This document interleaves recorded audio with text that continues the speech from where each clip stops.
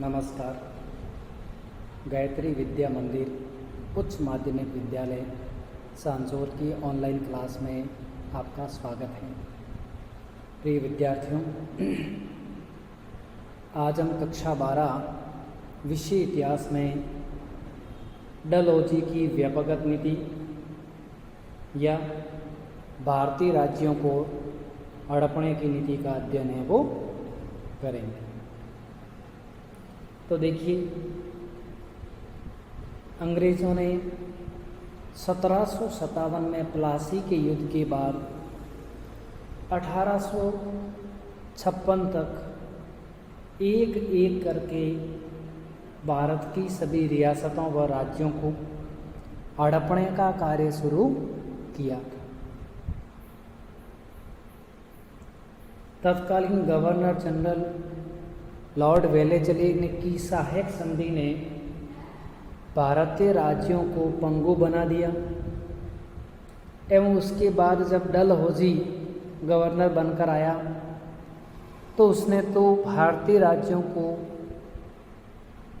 गोद निषेध नीति, कुप्रशासन का आरोप, तमाम नीतियों से राज्यों को व्यापक नीति से हड़पने की नीति से हड़पना है वो शुरू कर दिया।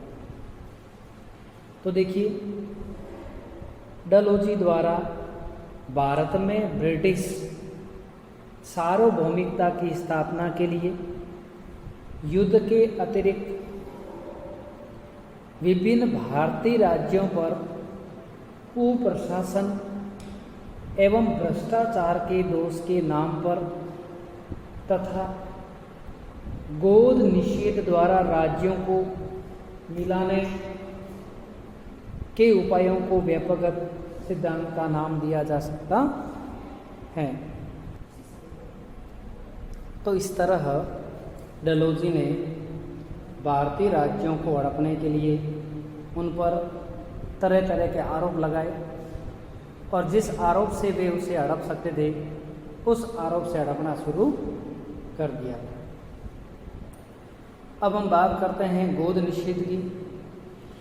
तो देखिए, हिंदू विधि के अनुसार किसी सत्ताधारी शासक के पुत्र नहीं होता था तो वे अपने निकट संबंधी के पुत्र को गोद लेते थे और वह गोद या दत्तक लिया हुआ पुत्र उसके स्वयं के पुत्र के समान होता था।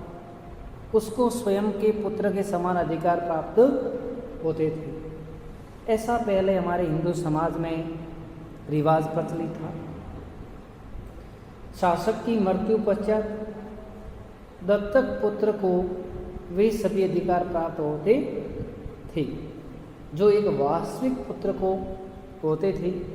अर्थात हमारे धर्म में ये दत्तक पुत्र को स्वयं के पुत्र के समान माना गया था। डलहौजी द्वारा भारतीय निःसंतान शासकों को गोद लेने से रोक दिया गया क्योंकि उनका मानना था कि ऐसा करने से उनके राज्य आसानी से ब्रिटिश साम्राज्य के अंग बन जाएंगे। डलहौजी ने पता लगा दिया था कि भारत के कई ऐसे राज्य हैं जिनके शासकों के पुत्र नहीं हैं, इसलिए अगर वह गोद निषेध नीति लागू कर दे तो भारत के कई राज्य अपने आप अंग्रेजों की झोली में हैं वो आ जाएंगे और वह ब्रिटिश साम्राज्य का विस्तार है वो कर सकेगा। डलहौजी द्वारा गोद लेने के स्थान पर सर्वश्रेष्ठ शक्ति द्वारा व्यापकता का अधिकार स्थापित किया गया क्योंकि जो शक्ति अधिकार देती हैं वह ले भी सकती हैं।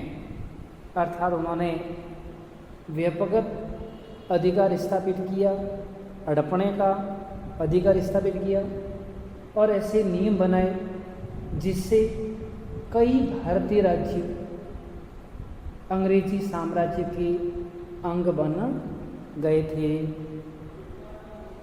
अब हम बात करते हैं सतारा की। 1848 ईस्वी में।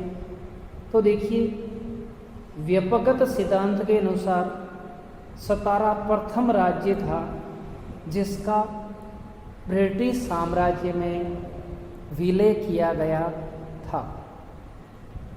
राजा अप्पा साहिब के कोई पुत्र नहीं था और मृत्यु से पूर्व उन्होंने कंपनी की अनुमति के बिना अपना दत्तक पुत्र बना लिया था। डलहौजी ने इस गोद लेने की कार्रवाई को अवैधानिक माना और सतारा को आश्रित राज्य घोषित कर दिया था। अर्थात उन्होंने गोद निषेध नीति के तहत सबसे पहले 1848 ईस्वी में सतारा राज्य को हड़पा था और सतारा का ब्रिटिश साम्राज्य में विलय किया था। राजा अप्पा साहिब के कोई पुत्र नहीं था और मृत्यु से पूर्व उन्होंने कंपनी की अनुमति के बिना अपना दत्तक पुत्र है वो बना लिया था। डलहौजी ने इस गोद लेने की कार्रवाई को अवैधानिक माना और सतारा को आश्रित राज्य घोषित कर इसका विलय है वो कर लिया था।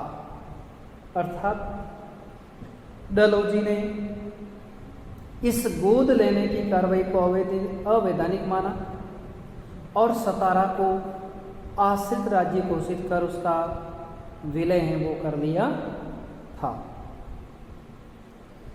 दूसरा राज्य है संबलपुर।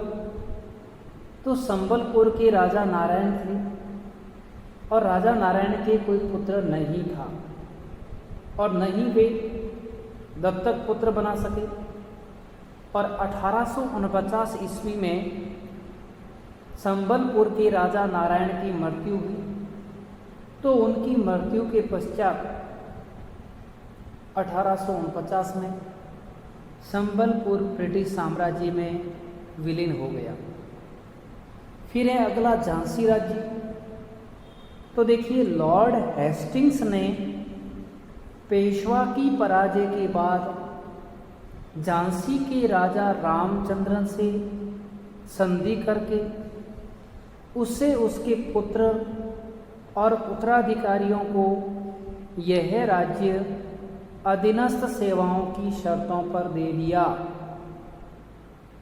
राजा की मृत्यु के बाद कंपनी ने राजा के वंशज गंगाधर राव को उत्तराधिकारी स्वीकार है वो कर लिया था।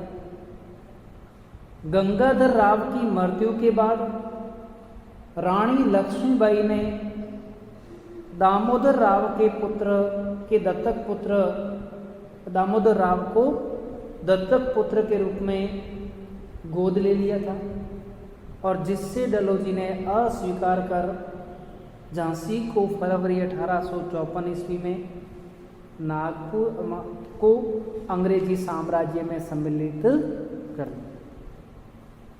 अर्थात झांसी की महारानी लक्ष्मीबाई प्रसिद्ध हिंदी की कवित्री सुभद्रा कुमारी चौहान की कविता झांसी की रानी खूब लड़ी मर्दानी, वो तो झांसी वाली रानी थी। चित्रा ने अर्जुन को पाया, शिव को मिली भवानी थी। हर बुंदेले के मुँह हमने सुनी कहानी थी, खूब लड़ी मर्दानी वो तो झांसी वाली रानी थी। यही झांसी वाली रानी लक्ष्मीबाई, इनके पति राजा रामचंद्रन के कोई पुत्र नहीं था और कोई पुत्र न होने कारण से राजा रामचंद्र राय ने अपने साम्राज्य में गंगाधर को गोद लिया था और अपना उत्तराधिकारी बनाया था। और गंगाधर राव का विवाह रानी लक्ष्मीबाई के साथ हुआ था और जीते जी गंगाधर राव के भी कोई जीवित पुत्र नहीं था। और गंगाधर राव की मृत्यु के बाद रानी लक्ष्मीबाई ने झांसी राज्य अपने हाथ में लिया और दामोदर राव को दत्तक पुत्र के रूप में झांसी का उत्तराधिकारी घोषित कर दिया, जिस पर डलहौजी नाराज हुआ। झांसी की रानी लक्ष्मीबाई के खिलाफ यूरोस नामक अंग्रेज सेनापति के नेतृत्व में सेना भेजी, लेकिन झांसी की रानी ने बड़ी वीरता से उसका सामना किया। लेकिन अंत में अंग्रेज़ों की बड़ी सेना के सामने झांसी की रानी लक्ष्मीबाई लड़ते लड़ते वीरगति को प्राप्त हुई और उसके बाद झांसी साम्राज्य को 1854 में ब्रिटिश साम्राज्य में सम्मिलित कर लिया। इसी तरह नागपुर राज्य, तो नागपुर राज्य में 1853 ईस्वी में राजा रघुजी तृतीय की मृत्यु के बाद रानी ने राजा की इच्छा के अनुसार यशवंत राव नामक पुत्र को गोद लिया, क्योंकि राजा रघुजी के तृतीय के कोई पुत्र नहीं था और उनकी इच्छा भी थी कि मेरी मृत्यु के बाद यशवंत राव को गोद लिया जाए। तो उनकी रानी ने यशवंत राव को गोद लिया, लेकिन डलहौजी ने इसे वेद पुत्र के रूप में स्वीकार ही नहीं किया और इस बड़े व मुख्य कपास उत्पादक राज्य यानी नागपुर, उस समय में बम्बई के पास एक बड़ा ही समृद्ध प्रांत था, इस राज्य को 1854 ईस्वी में अंग्रेजी साम्राज्य में मिला लिया था। जैतपुर 1849, बघार 1850, उदयपुर 1852, तंजौर 1855 आदि एक एक करके भारतीय राज्यों को डलहौजी ने अपने अधीन है वो ले लिया था। डलहौजी ने इस व्यापकगत सिद्धांत को लागू करके ब्रिटिश साम्राज्य का विस्तार तो कर लिया, लेकिन भारत के कई शासकों ने इसका खुलकर विरोध किया।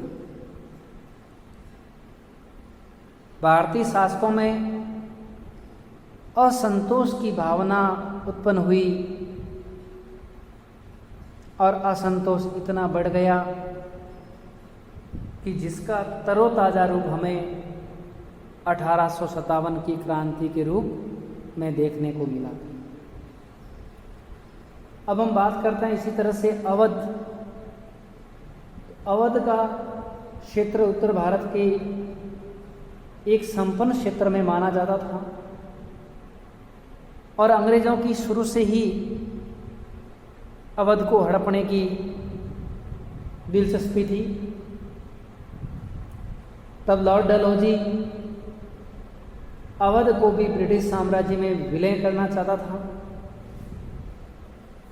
और डलहौजी ने अवध रियासत के बारे में कहा था कि ये गिलास फल एक दिन हमारे ही मुंह में आकर गिरेगा। ये शब्द डलहौजी ने कहे थे अवध रियासत के लिए। अवध रियासत के लिए डलहौजी ने कहा था यह गिलास फल एक दिन हमारे ही मुंह में आकर गिरेगा।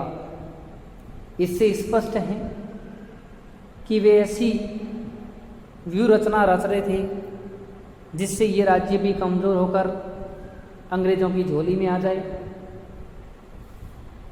डलहौजी ने ब्रिटिश रेजिडेंट को राज्य का दौरा कर रिपोर्ट देने को कहा, जिसने नवाब वाजिद अली शाह के विरुद्ध बढ़ा चढ़ाकर प्रस्तुत की और कुशासन का आरोपी बताया।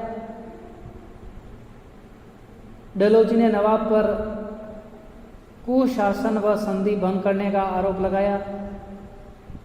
13 फरवरी 1856 ईस्वी को अवध को अंग्रेजी राज्य में मिलाने की घोषणा कर दी और इस प्रकार 1757 ईस्वी से 1856 ईस्वी के मध्य युद्ध, छल कपट और कूटनीति से कंपनी राज्य की सीमा उत्तर में तिब्बत से लेकर चीनी साम्राज्य तक और दक्षिण पूर्व में बंगाल की खाड़ी के तटों से लेकर तटों व उत्तर पश्चिम के दर्रों को छूने लगी थी और भारतीय शासकों की आपसी फूट, विलासिता, अयोग्यता के कारण ब्रिटिश साम्राज्य फल फूल रहा था।